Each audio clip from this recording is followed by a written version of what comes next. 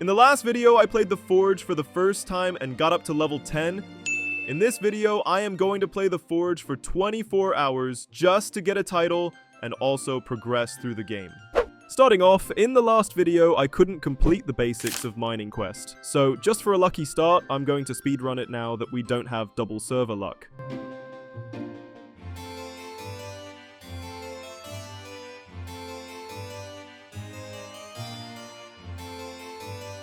Alright, quest completed, and as I was walking through the map, I found Zoro lost in the Forge, and he was asking me to help him find his crew and swords.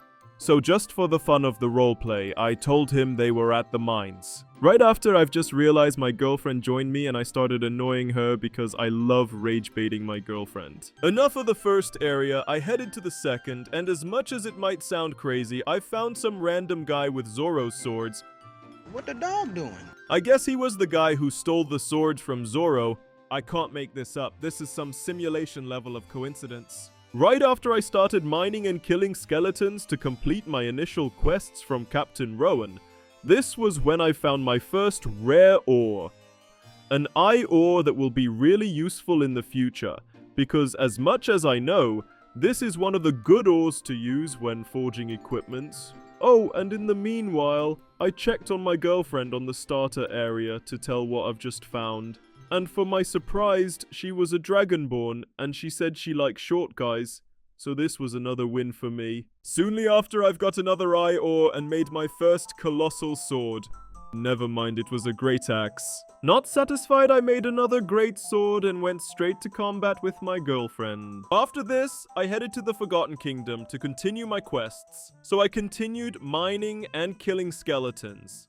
And this is one thing that I want to talk about. As I was mining and killing mobs, I've realized how insanely hard the quests start to get as you progress further, when I compare them to the first area of the game where I legit couldn't complete because they were way too easy. Now on the second area, things got completely twisted. They were simply insanely hard. But this didn't stop me. I continued mining and completing my missions. And this was when I realized something.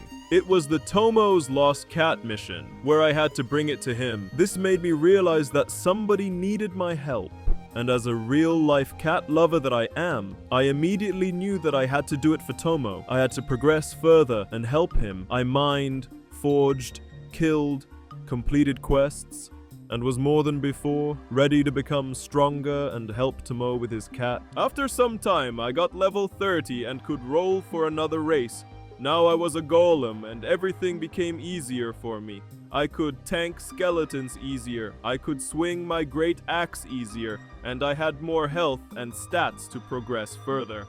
After some time I talked to the Goblin King and he asked me so much stuff. It felt unreal, and I didn't have what he wanted, but it was needed if I wanted to save Tomo's little cat. After a long time, I progressed to the point where I could finally go to the volcanic depths. And the way that I've found that worked for me, even though I couldn't mine the basalt veins, was by rolling on a small opening as a dwarf. I know this sounds hilarious, but it worked. Unfortunately, I still was way too weak to face the mobs on the area, so I spend a lot of time there to complete my 4th Captain Rowan quest.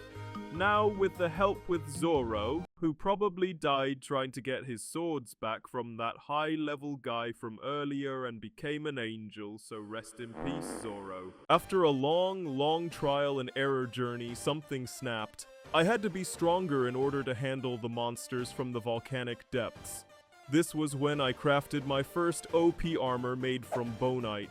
A Dark Knight chestplate that I enhanced to a solid +5. Now I had more defense, and I actually managed to not only complete the quest, but also face tank mobs easier. I also had a better sword. With this, I then progressed further on the Goblin King Quest, and went to finish the 5th Captain Rowan quest.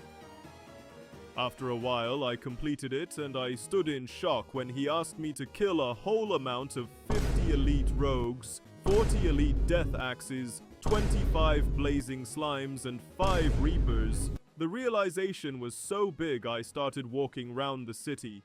Now I was 100% sure I had to get a better pickaxe, not only to mine the basalt veins, but to forge better equipments. This was when I went straight to the first area to buy a copper pickaxe, sell my main pickaxe, buy a lightite pickaxe, and sell my copper pickaxe. Now my main goal was to simply finish the Goblin King Quest and get Tomo's cat back, and after forging, mining, and killing so many mobs, I finally was able to get the key he left over the throne, entered the Goblin Cave, and finally could be able to find the cat. My mission was completed for now. So after 24 hours I could complete not only a lot of quests, level up around 50 levels in a single day, I could also finally achieve my main goal. That was to save that little cat that was hiding in the cave behind Goblin's Cave waterfall. So without any regrets, I could finally tell everybody in the forge that I was a real cat lover. And this was it. So if you like cats as much as I do, please consider liking, leaving a comment, and subscribing. Your feedback helps a lot. Thank you so much for following through this journey. In the next video, I am going to get the second best pickaxe in the game and forge one of the craziest armors and weapon of the game. Goodbye, and I see you next.